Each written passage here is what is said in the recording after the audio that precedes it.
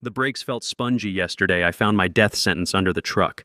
6 a.m., crawling under my pickup with coffee steaming nearby.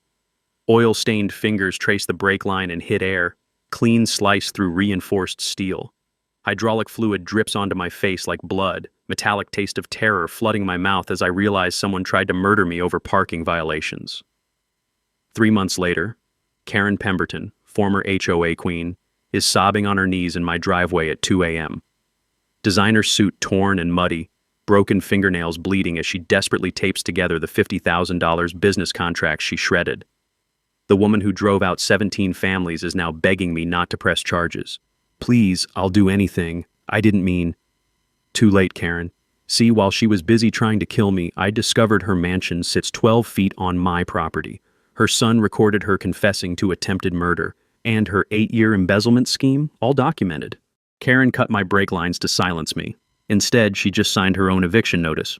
What would you do if your HOA president tried to murder you? Drop your wildest neighbor horror story below. Let me back up to the beginning. March 15th, moving day from hell. I'm Marcus Sullivan, 45, owner of Sullivan HVAC Solutions, and apparently the world's most optimistic divorced dad. Just survived a marriage that ended with lawyers circling like vultures, liquidated everything I owned, and bet my life savings on a fresh start in Willowbrook Estates. The house was perfect 3-bedroom ranch with a detached garage that smelled like motor oil and possibility. My 16-year-old daughter Sophia actually smiled when she saw her new room, first genuine happiness I'd witnessed since the custody battles began. The sound of her laughter echoing through empty hallways felt like winning the lottery. I'm former Army Corps of Engineers, 12 years building bridges in places most people can't pronounce. Military training drills one thing into your skull. Document everything, measure twice, cut once, and never trust authority without verification. That paranoid attention to detail would literally save my life. Willowbrook Estates looked like suburban paradise, 127 homes built when Nixon was president, where retirees with golf course lawns coexist with working families whose kids leave bicycles in driveways. The whole neighborhood carried the scent of fresh-cut grass mixed with charcoal smoke from weekend cookouts. Pure American dream material. HOA dues ran $180 monthly for landscaping and community standards. Seemed reasonable for a peaceful life. Day 3 after moving in, I'm unloading my work truck, a perfectly normal Ford F-250 with Sullivan HVAC on the doors, when I hear the sound of impending doom. Click-clack, click-clack. High heels hitting concrete like a metronome counting down to disaster. Mr. Sullivan, Karen Pemberton materialized like a bureaucratic nightmare. Imagine a real estate agent who studied customer service at the Hitler Youth Summer Camp. Perfectly manicured everything, designer BMW that probably cost more than my house down payment, and a clipboard welded to her right hand like Captain Hook's prosthetic. We need to discuss your property improvements. I'm surrounded by boxes labeled kitchen junk and Sophia's stuffed animals. What improvements? Ma'am, I moved in 72 hours ago. Haven't even found my coffee maker yet. Karen's smile could freeze antifreeze. Your commercial vehicle violates Section 12.3 of our covenants. Commercial vehicles are strictly prohibited in residential driveways. That night, fueled by gas station coffee and growing paranoia, I spread every HOA document across my kitchen table like a detective solving murders. Section 12.3 didn't exist. The covenant only went to Section 1.7, which covered garbage can colors. Here's where Karen showed her evil genius. She wasn't making random rules. She was testing my spine. Would I crumble like her previous victims, or fight back and give her an excuse to escalate? Week 2, a $75 fine materialized in my mailbox like a parking ticket from Satan himself. Week 3, legal action will be pursued immediately. Time to attend my first HOA meeting. The community center reeked of industrial disinfectant and shattered dreams. 12 people showed up from 127 homes. Karen ran that meeting like Stalin conducting a purge trial, dismissing my questions with the authority of someone who'd never been challenged. I've been doing this longer than you, Mr. Sullivan. Much longer. The threat in her voice made the room's fluorescent lights seem dimmer. After the meeting, I channeled my inner investigator. Public records, county databases, neighborhood gossip networks. The pattern emerged like bloodstains under UV light. 17 families evacuated in 3 years, always minorities, single parents, or anyone Karen deemed unfit for her perfect neighborhood. A Hispanic contractor whose English carried an accent. A single mom whose autistic son made noise during his backyard therapy sessions. An elderly black veteran whose disability pension couldn't maintain a country club lawn. Each family systematically destroyed through escalating harassment until they fled. Sitting in my workshop at 2 a.m., surrounded by the metallic smell of tools and the weight of realization, the truth hit me like a sledgehammer. I wasn't just the new neighbor. I was Karen Pemberton's next target. Game on, lady. Week 4 brought Karen's nuclear option, the surprise inspection blitz. I'm 40 miles away installing a commercial unit when my phone erupts like a terrorist attack. Dad, there's people crawling all over our house. Some witch with a clipboard is photographing everything. She's laughing while she writes stuff down. I broke every traffic law getting home, tires screeching into my driveway where Karen stood with some poor city employee who looked like he'd rather be getting root canal surgery. The sound of his pen scratching violation forms mixed with Karen's satisfied giggling like nails on a chalkboard dipped in poison. Mr. Sullivan, routine compliance inspection. Karen's smile could have curdled fresh milk. This is Officer Bradley from Code Enforcement. Turns out Karen and Bradley are golf buddies. What are the fucking odds? Their violation masterpieces included unauthorized structure, my garden shed that appeared on the original 1987 property survey. Improper drainage, the natural slope existing since dinosaurs roamed the earth. Unapproved landscaping, flower beds older than my daughter. Total extortion, $450. Sophia later described Karen's pen clicking like a bomb timer. Each click meant more money, Dad. She was enjoying it. Time for counterattack. My army training screamed one thing. Document everything. Assume everyone's lying. Trust nobody completely. I installed 4 security cameras with night vision every angle covered, audio recording, cloud backup. If Karen breathed wrong on my property, I'd have evidence. Then I researched her inspection. Took me 3 hours of digging through county ordinances to realize something beautiful. Karen had fucked up royally. You can't surprise inspect private property without 48-hour written notice, proper authorization, and legitimate probable cause. What she'd done was criminal trespass disguised as bureaucracy. I'd read about HOA harassment tactics in my divorce lawyer's office. He kept a whole bookshelf of property law books because half his clients got screwed by petty tyrants like Karen. The golden rule: surprise inspections are illegal harassment, period. Karen's response came swift and vicious. Total social warfare. The neighborhood Facebook group exploded overnight with anonymous posts about declining property values and aggressive newcomers disrupting community harmony. The Whisper campaign activated like Cold War espionage. Mrs. Henderson, who'd brought welcome cookies, suddenly developed acute blindness whenever I appeared. 3 neighbors stopped waving. 2 crossed streets to avoid contamination by my presence. But Karen made one beautiful mistake. She underestimated my allies. Walter Chen materialized at my door one evening carrying a folder thick enough to stop bullets. 78 years old, Korean War veteran, and Karen's longest surviving target. Son, she tried this identical bullshit on my family in 1992. His weathered hands trembled with rage, not age. Karen's been running this con for 3 decades. Walter had survived because his son was a lawyer. He documented everything: fraudulent violations, harassment patterns, financial irregularities. The evidence was damning and beautiful. She destroyed the Ramirez family with noise complaints about their baby crying, hit the Johnsons with architectural violations for installing a wheelchair ramp. Always the same playbook. Walter's records revealed Karen's genius. She never left fingerprints. Always worked through concerned neighbors and city officials she'd bought with golf games and political donations. But I had something Walter didn't in 1992: modern technology and an engineer's obsession with numbers. As a homeowner, I had legal right to audit HOA finances. What I discovered made my calculator smoke from overuse. Karen had been embezzling our dues for years, funding her harassment campaigns with our own money.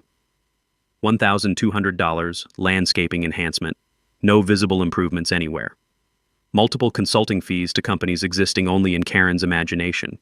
Administrative expenses requiring $300 country club dinners because apparently harassment makes you hungry. 3 years of records revealed $23,000 in theft. Every fake violation, every fraudulent inspection, every psychological torture session financed with money stolen from her victims. I'd learned about financial fraud during my divorce when my ex-wife tried hiding assets. The pattern was identical: fake expenses, phantom vendors, inflated administrative costs. Karen was running a textbook embezzlement scheme. The next HOA meeting felt like entering enemy territory. Same community center reeking of industrial disinfectant and broken dreams, but this time I brought nuclear weapons.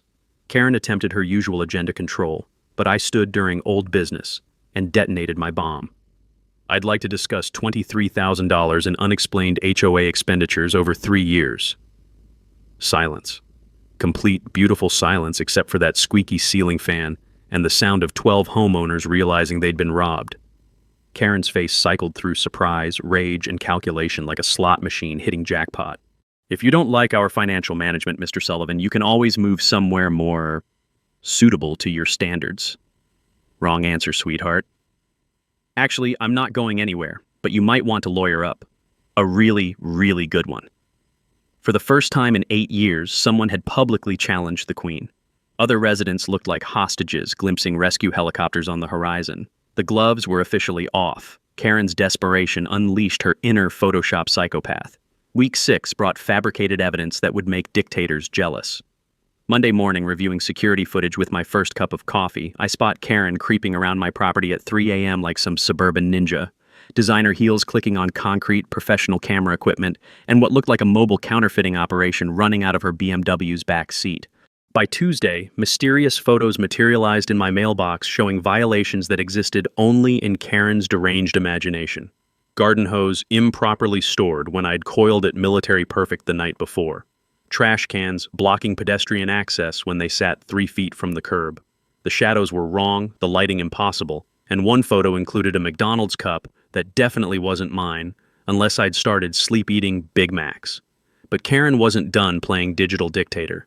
She'd researched my client list through public HVAC permits, impressive detective work for a suburban terrorist, and launched her business assassination campaign. Wednesday morning, my phone rings with the sound of financial doom. Mr. Sullivan, Janet from Riverside Medical Center, we're canceling your maintenance contract immediately.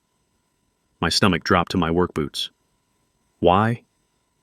We received reports you're under investigation for code violations and improper business practices. We can't risk association with unreliable contractors. 2 more calls that day. Same script, same devastation. 15 grand in revenue evaporated because Karen had weaponized my success against me. The taste of panic is metallic and bitter, like licking a car battery while your life crumbles. Time for professional paranoia. I hired Tommy Rodriguez, retired detective who'd spent 30 years catching people who thought they were clever. Cost $200 daily, but Tommy understood predators. Your neighbor's got serious issues, Tommy reported after 3 days of surveillance. Drinks alone every night after 7, husband avoids home like it's radioactive, and she's been documenting everyone who visits your house. Tommy's intel revealed Rick Pemberton practically lived at his downtown office.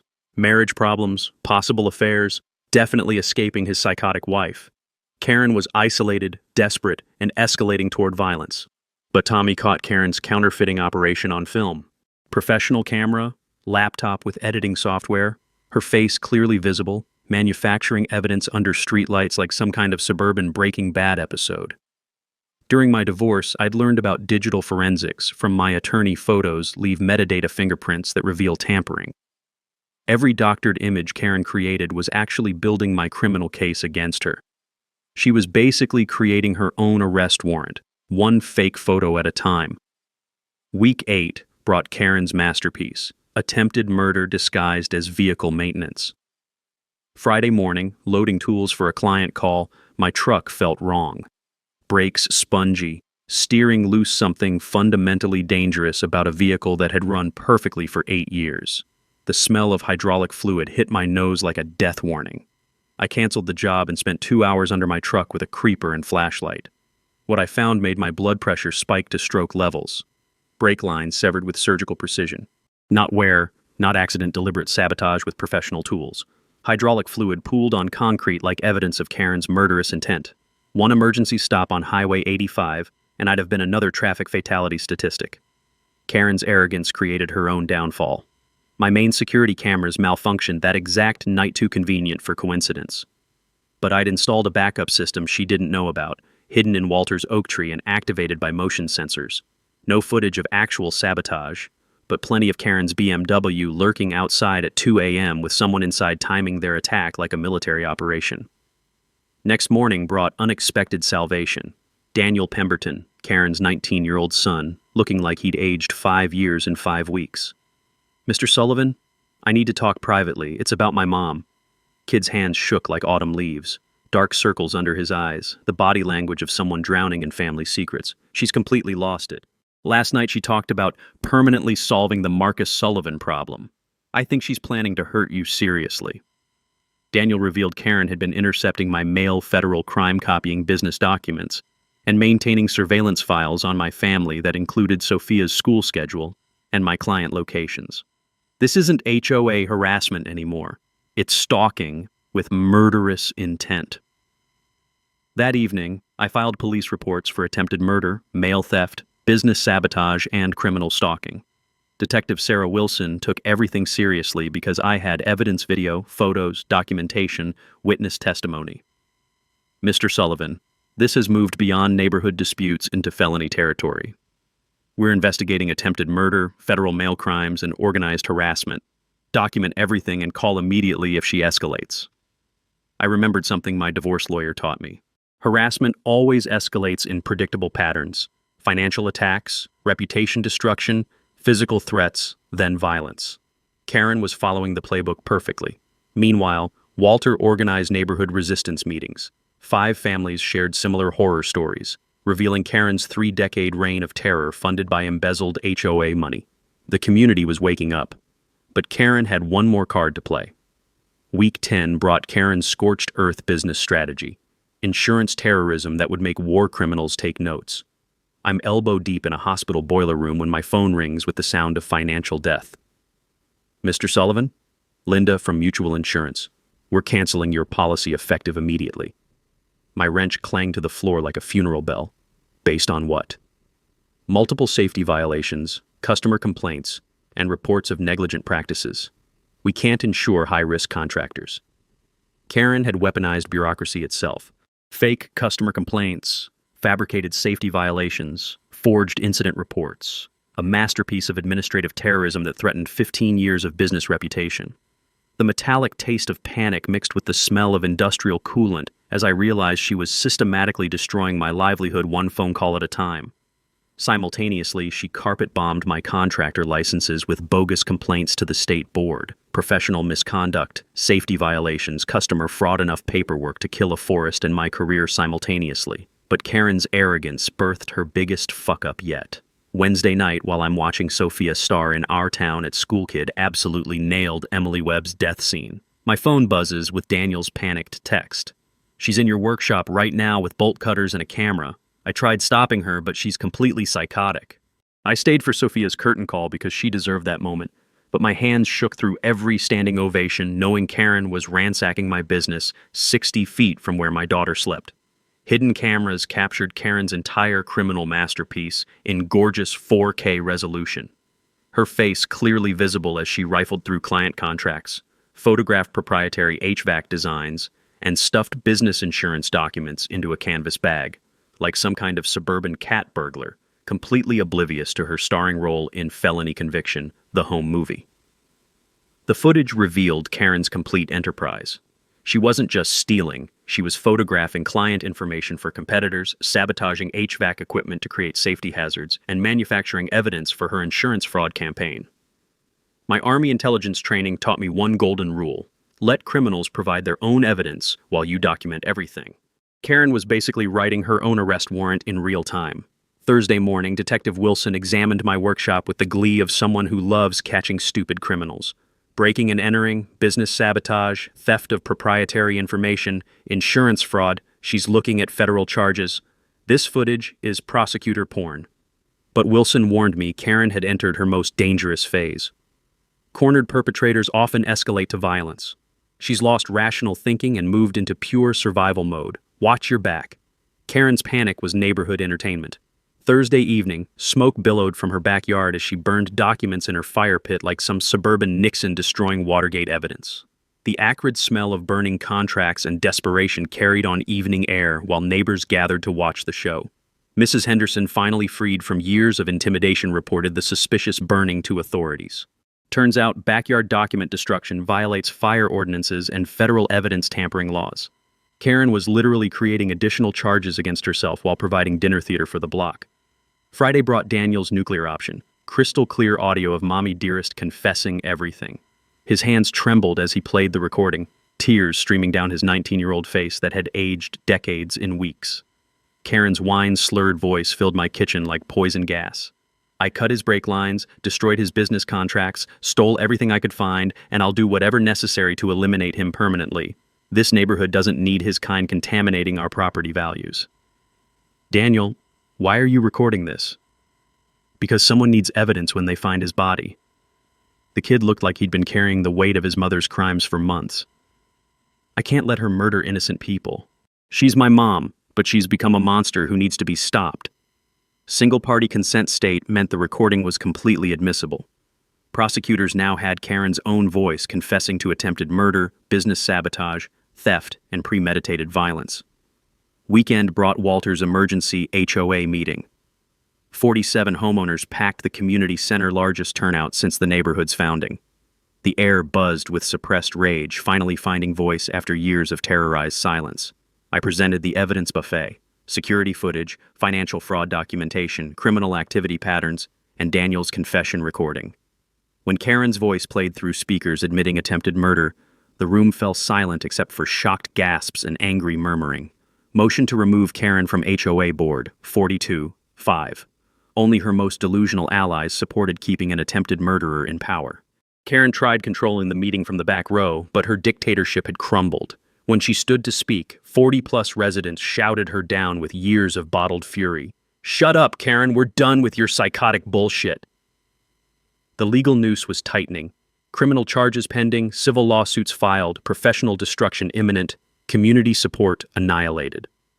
Karen faced minimum 5 years prison plus complete financial ruin. But desperate animals with nothing left are deadliest of all. Sometimes the universe delivers justice with a surveyor's measuring tape and absolutely perfect timing. Week 12, my attorney insisted on a professional property survey for legal defense. Standard procedure when dealing with harassment claims, he explained, establishes clear boundaries and prevents future disputes. I hired precision land surveying 3 guys with equipment that cost more than my truck and treated property lines like religious scripture. $1,200 seemed like cheap insurance against Karen's escalating psychosis. Tuesday morning, lead surveyor Jake Martinez knocked on my door wearing the expression of someone who'd just discovered King Tut's tomb. Behind him, his crew was packing equipment with unusual enthusiasm. "Mr. Sullivan, we need to discuss our findings immediately. You're going to want whiskey for this conversation." Jake spread survey maps across my kitchen table like treasure charts. Red lines marked official property boundaries, blue lines showed existing structures. Where Karen's pretentious stone driveway met my land, those lines told the most beautiful story of criminal stupidity ever documented. Your neighbor's driveway extends 12 feet onto your property. Been there approximately 6 years based on satellite imagery analysis. 12 glorious feet of theft. Karen had stolen 12 feet of my land to build her designer driveway, complete with imported stone pavers and decorative lighting that probably cost more than most people's cars. The morning coffee suddenly tasted like victory.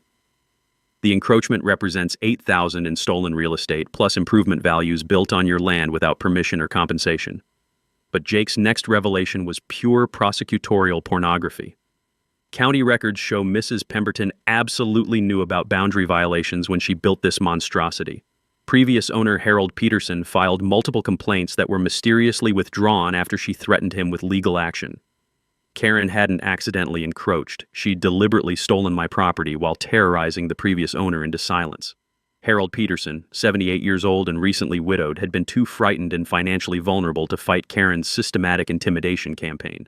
Harold filed 3 official complaints between 2018 and 2020, all withdrawn after Karen claimed his complaints were frivolous and threatened counter-lawsuits for harassment. The pattern crystallized like frozen breath on winter air. Karen identified vulnerable targets, stole whatever she wanted, then weaponized the legal system to silence victims through fear and financial pressure. I wasn't her first victim, just the first one dumb enough to punch back. Jake continued with barely contained glee. Adverse possession requires 20+ years in this state. 6 years means she's trespassing with improvements that legally belong to you. She must remove everything at her expense or compensate you fair market value.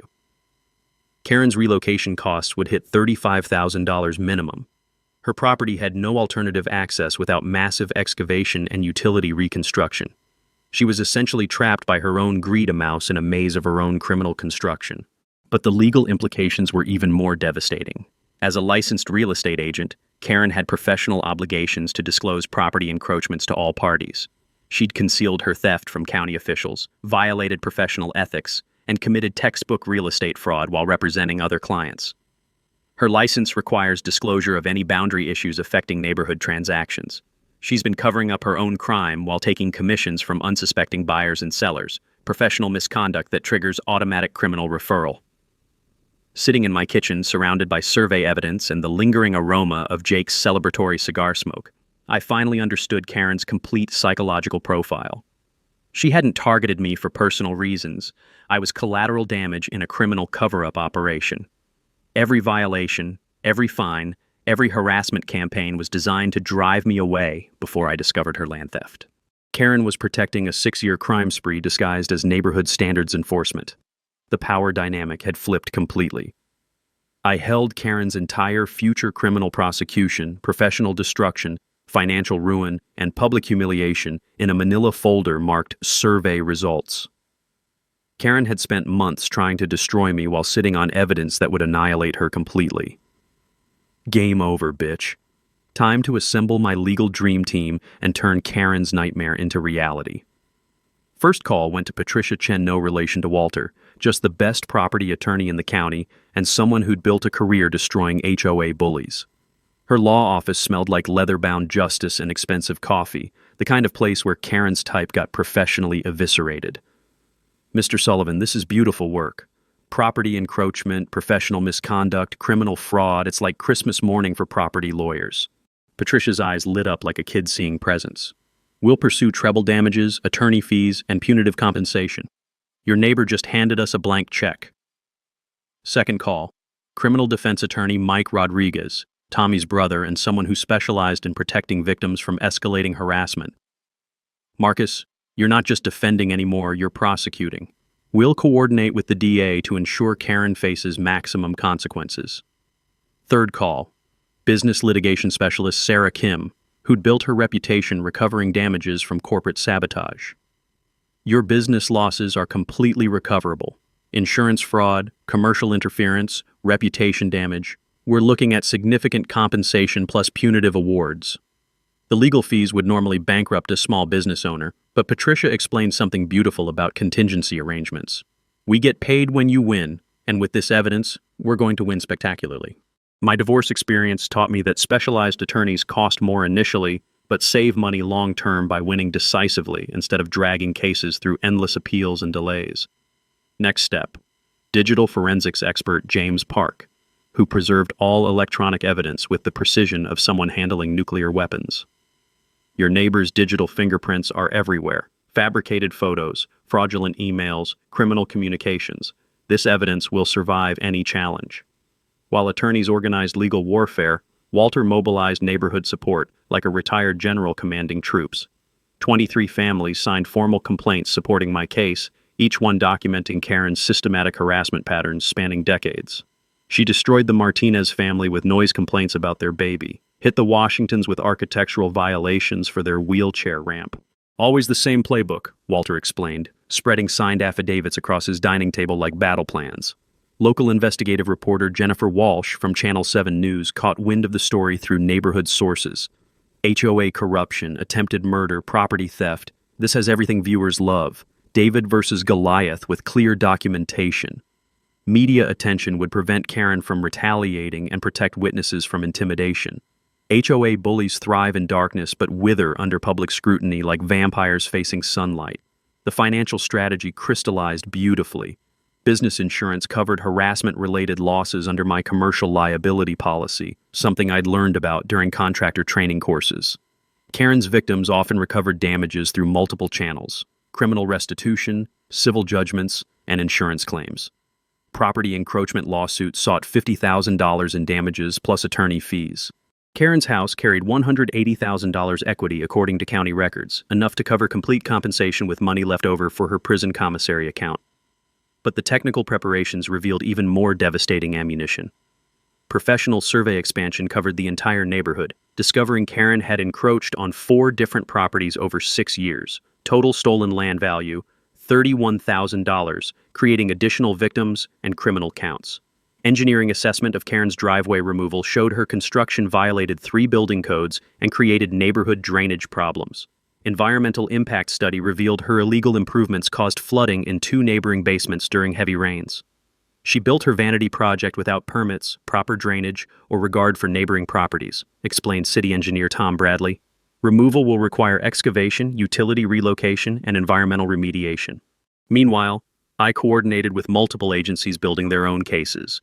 District Attorney's Office pursued criminal charges, State Licensing Board investigated professional violations, IRS examined potential tax fraud from unreported embezzlement income, and County Planning reviewed all Karen's past projects for additional violations. Each agency built upon others' evidence in a coordinated legal assault that would make military strategists proud. Karen wasn't facing one opponent. She was surrounded by an army of prosecutors, investigators, and angry neighbors with decades of suppressed grievances. Psychological consultant Dr. Amanda Foster explained Karen's behavioral patterns to help predict her next moves. Classic narcissistic personality with control obsessions and racial prejudices. She targets victims she perceives as vulnerable or different. When cornered, expect desperate measures including potential violence. Security preparations included upgraded monitoring systems, protective orders filed preemptively, and Sophia receiving self-defense training plus emergency protocols. Business operations moved to secure locations until Karen was neutralized. The community education campaign launched with HOA reform workshops, legal rights seminars, and corruption prevention training. We weren't just defeating Karen, we were immunizing the neighborhood against future tyranny. Neighborhood meetings filled community centers with families sharing Karen stories they'd been afraid to tell for years. The smell of fresh printed educational flyers mixed with the sound of people reclaiming their voices after decades of intimidation. "This isn't just about Marcus anymore," Walter announced to a packed room. "This is about preventing Karen from ever terrorizing families again." By week 14, the legal machine was operational and Karen was completely surrounded. Criminal charges pending, civil lawsuits filed, professional destruction imminent, and community support solidified. All that remained was lighting the fuse and watching Karen's empire explode. Karen's desperation reached biblical proportions when she realized her world was crumbling faster than a house of cards in a tornado. Week 14 brought her most pathetic move yet, attempted bribery with the subtlety of a mob movie. I'm replacing an air handler at the community center when Karen appears like a bad omen, clutching a manila envelope thick enough to choke a horse. "Mr. Sullivan, perhaps we can reach a reasonable settlement." Her voice carried the fake sweetness of artificial vanilla mixed with cyanide.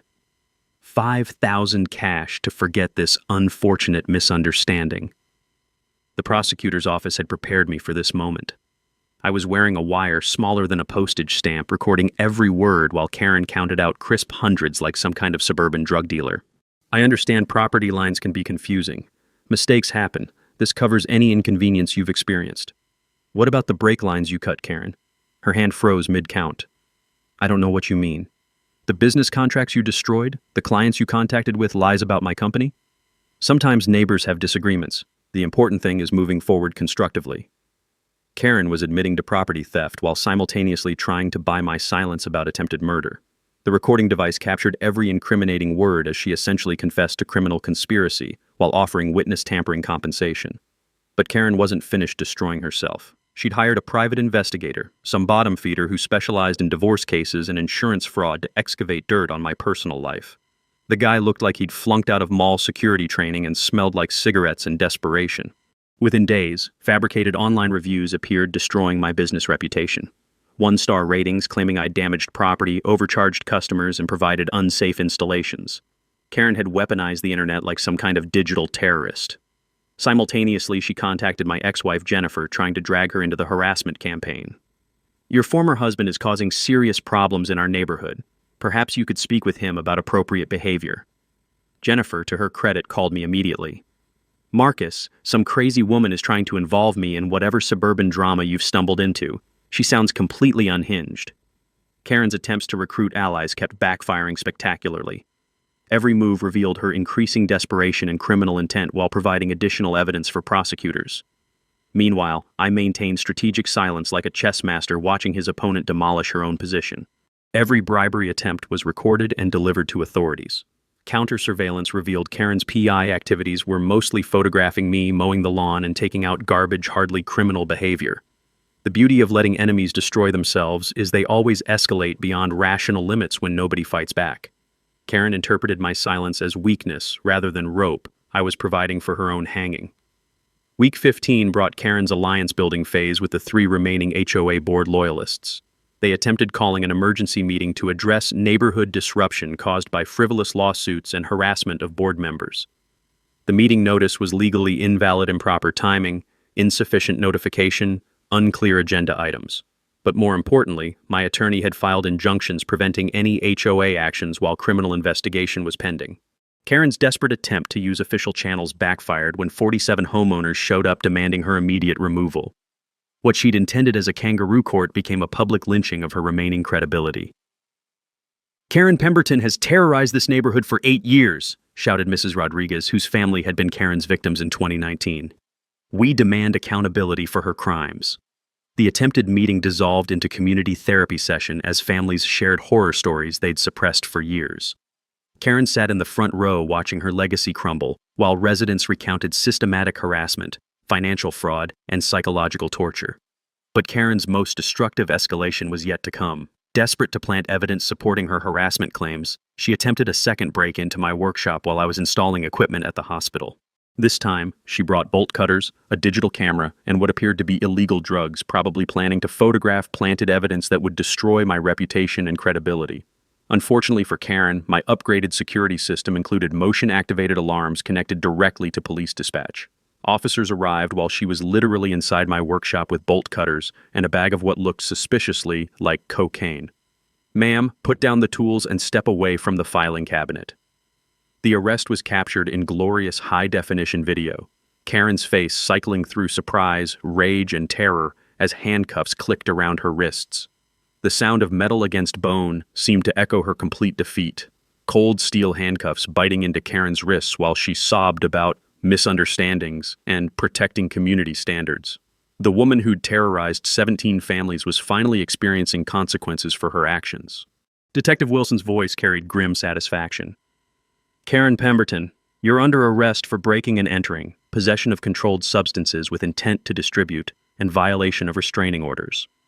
Karen's empire wasn't just crumbling, it was exploding in spectacular fashion while the entire neighborhood watched justice finally arrive. Karen's final weeks of freedom resembled a psychological thriller directed by someone who'd clearly lost their fucking mind. Week 16 brought her masterpiece of stupidity. Multiple false police reports filed with the dedication of someone applying for a PhD in self-destruction. Every morning brought new emergency calls reporting imaginary crimes I'd supposedly committed. 911, what's your emergency? Marcus Sullivan is threatening me with a chainsaw in his driveway. Meanwhile, I'm 60 miles away installing commercial refrigeration units, completely unaware Karen was creating felony charges against herself faster than a machine gun fires bullets. Tuesday, he's stalking my house with binoculars. I was replacing ductwork at the hospital. Wednesday, loud music and profanity at 3 a.m. I was asleep next to my white noise machine. Thursday, he destroyed my mailbox with a baseball bat. Security footage showed Karen vandalizing her own mailbox at 2 a.m., apparently forgetting about the neighborhood cameras she'd spent months complaining about. Each false report required police response, investigation, and documentation. Each one created additional criminal charges while officers grew increasingly irritated with Karen's transparent lies.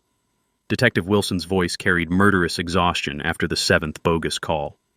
"Mrs. Pemberton, filing false police reports is a felony. We have security footage proving your allegations are fabricated. One more bullshit call and you're going to jail." But Karen's desperation had metastasized beyond rational thought. She began following Walter Chen's grandchildren to school, lurking in her BMW like some kind of suburban predator, watching 8-year-olds walk to bus stops. Mrs. Chen called police immediately. "There's a strange woman photographing children and taking notes about their schedules. This feels very dangerous." Karen's witness intimidation campaign expanded to vandalizing cars belonging to petition signers. Scratched paint, slashed tires, broken mirrors, thousands of dollars in property damage that security cameras captured in beautiful detail. The smell of spray paint and Karen's perfume lingered around vandalized vehicles like evidence of her complete mental breakdown. She was essentially creating a documentary of her own criminal enterprise while neighbors watched in horrified fascination. Police added witness intimidation, stalking, and property destruction to Karen's growing rap sheet. The woman was accumulating felony charges faster than a Vegas slot machine pays jackpots. Meanwhile, I maintained strategic invisibility like a ghost haunting Karen's nightmares. Every false report was disproven with time-stamped evidence. Every act of vandalism was documented and forwarded to prosecutors. Every desperate move she made tightened the legal noose around her neck. The beauty of patience is watching enemies destroy themselves while you sip coffee and document their self-immolation for future entertainment. But Karen's crown jewel of stupidity was her media manipulation campaign. She contacted Channel 7 News claiming to be a harassment victim, apparently forgetting that investigative reporter Jennifer Walsh had already spent weeks researching Karen's criminal history. "I'm being persecuted by a violent neighbor who's trying to steal my property and destroy my family," Karen sobbed into news cameras with the authenticity of a community theater actress auditioning for Lady Macbeth. Walsh's follow-up questions demolished Karen's narrative faster than a controlled building demolition. "Mrs. Pemberton, we have audio recordings of you confessing to cutting brake lines and destroying business contracts. How do you explain those statements?" Karen's face on television cycling through confusion, rage, and panic became neighborhood entertainment. The interview that was supposed to generate sympathy instead provided prosecutors with additional evidence of Karen's delusional mental state and criminal intent. Social media exploded with neighborhood residents sharing Karen horror stories. The hashtag #KarenPemberton trended locally as families posted photos of fraudulent violations, harassment documentation, and property damage evidence. Karen had become a cautionary tale about HOA abuse while starring in her own public destruction. Week 17 brought Daniel's final break from family loyalty. Karen's son testified before the grand jury, providing prosecutors with insider knowledge of his mother's criminal planning and psychological deterioration. She keeps journals detailing her harassment campaigns. There are plans for escalating violence, including researching how to make attacks look accidental. She's completely lost touch with reality. Daniel's testimony was devastating because it came from someone with intimate knowledge of Karen's psychology and methods. He described years of watching his mother systematically destroy families while justifying her actions as protecting community standards. She genuinely believes she's saving the neighborhood from undesirable elements. In her mind, harassment and violence are justified to preserve property values and social order.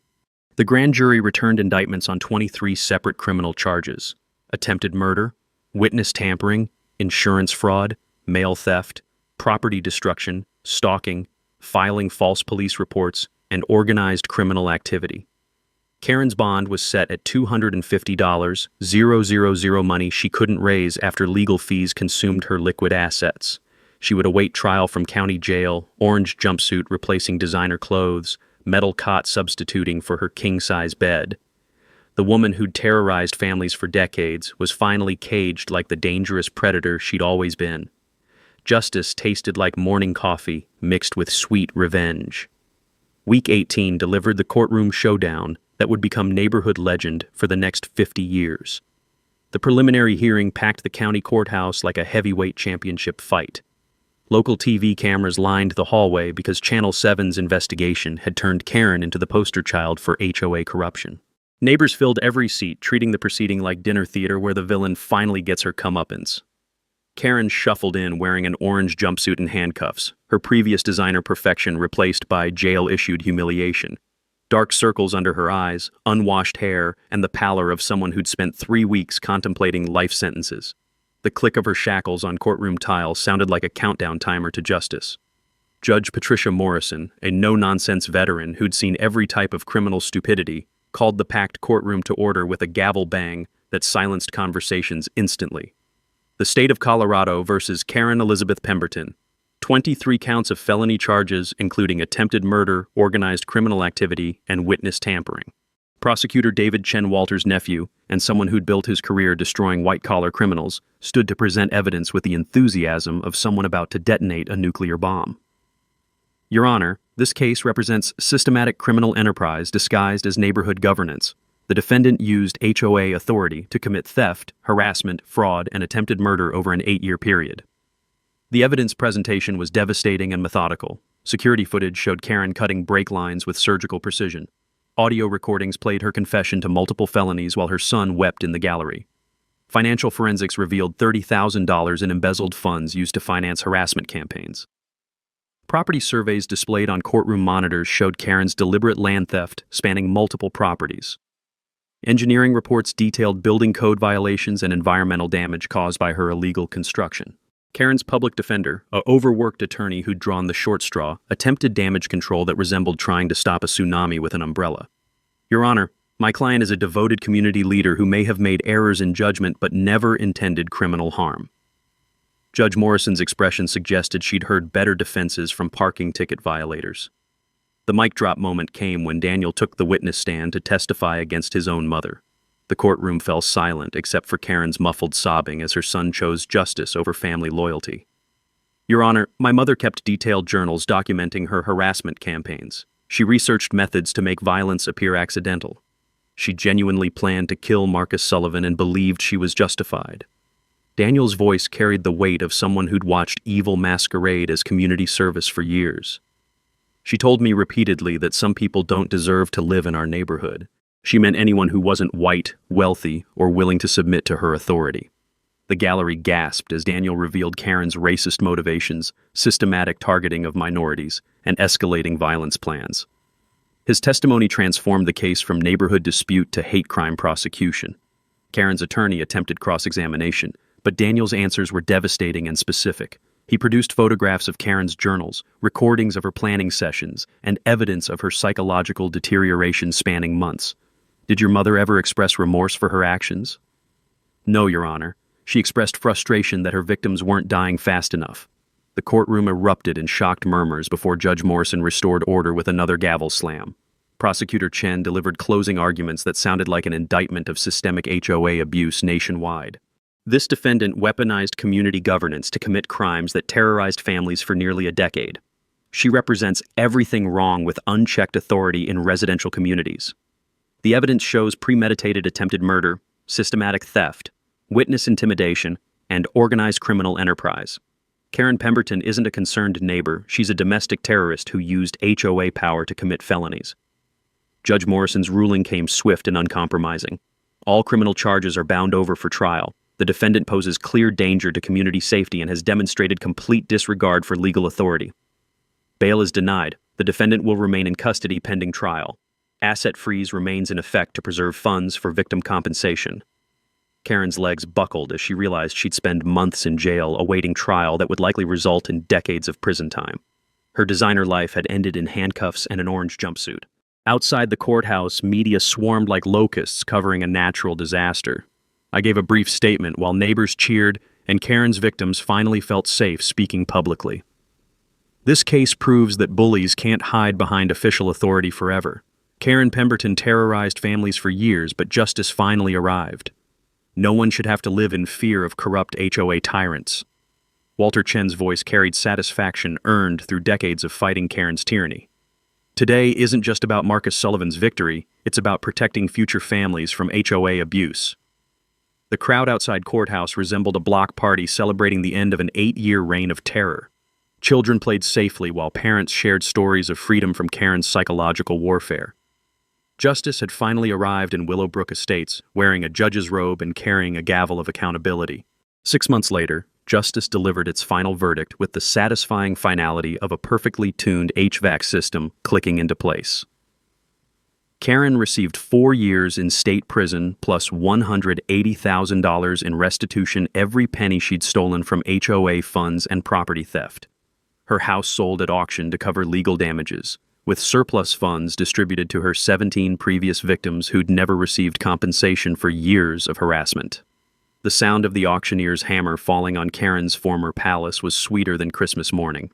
New owners immediately demolished her illegal driveway, restoring my property line with a beautiful privacy fence that clicked satisfyingly shut every time I locked the gate where her stolen pavement used to exist. Daniel enrolled at Colorado State studying criminal justice, funded by the Second Chance Scholarship I established with book royalties and speaking fees. The kid who'd chosen moral courage over family loyalty deserved every opportunity to build a life dedicated to protecting others from bullies like his mother. Mr. Sullivan, I can't thank you enough for helping me find the strength to do the right thing, Daniel said during our last coffee meeting before he left for college. My mom's victims deserve justice, and you showed me how to fight for it. Willowbrook Estates transformed into the peaceful community it was always meant to be. New HOA leadership implemented radical transparency with monthly financial reports, open meetings, and democratic decision-making. Harassment prevention policies protected all residents regardless of race, income, or family structure. Property values increased 12% due to improved community harmony. Neighbors actually talk to each other now, hosting block parties and organizing youth sports leagues. The smell of barbecue smoke and children's laughter replaced the tension that had poisoned our streets for 8 years. My business thrived beyond expectations. Clients respected the integrity I'd demonstrated during the Karen crisis, leading to contract expansions and referral networks throughout the region. I hired 3 additional technicians and opened a second location, proving that standing up to bullies often improves professional reputation rather than destroying it. The golden rule I learned: bullies count on victims staying silent, but communities rally around those brave enough to fight back publicly. My YouTube channel, Fighting HOA Bullies, reached 500,000 subscribers, helping victims nationwide document harassment and pursue legal remedies. Every week brought messages from families who'd used my strategies to defeat their own neighborhood tyrants. Thank you for showing us that HOA bullies aren't invincible, wrote Sarah from Phoenix.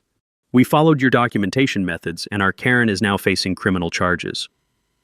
Speaking engagements took me across the country, teaching communities how to recognize, document, and prosecute HOA abuse. State legislators consulted my testimony while drafting Karen's Law, comprehensive HOA reform requiring financial audits, term limits, and recall procedures. The ripple effects reached beyond individual victories. County implemented HOA oversight requirements, mandatory transparency measures, and abuse prevention protocols. Other municipalities adopted similar reforms, creating systemic change that would protect thousands of future families. Sophia and I grew closer through adversity, our relationship strengthened by watching justice prevail over intimidation. She learned valuable lessons about standing up to bullies, documenting evidence, and building community support. My daughter now volunteers with the Scholarship Fund, mentoring young people who face difficult moral decisions. Sunday morning coffee with Walter became tradition, 2 veterans sharing stories about defeating enemies through patience, preparation, and community solidarity. His weathered hands remained steady as he turned newspaper pages reporting another HOA reform victory in neighboring counties. Son, you didn't just beat Karen, Walter said during our final conversation before his family moved to Florida. You changed how communities handle bullies forever. The annual Willowbrook Unity Festival celebrates diversity and community cooperation, featuring food trucks, live music, and educational booths about resident rights. Former Karen victims now serve as HOA board members, ensuring accountability prevents future tyranny.